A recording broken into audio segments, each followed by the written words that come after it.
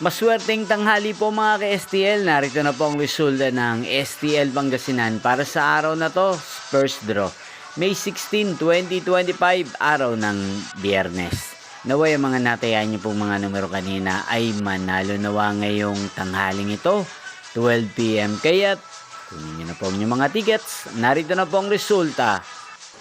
Ang mga numerong nanalo sa STL Pangasinan ngayong tanghaling ito, May 16, 2025, 12 PM. First draw result, 36 at 26 in exact order. Sa lahat po ng tumaya kanina sa STL Pangasinan para sa first draw ng 36 at 26, congrats po sa inyo, panalo po kayo.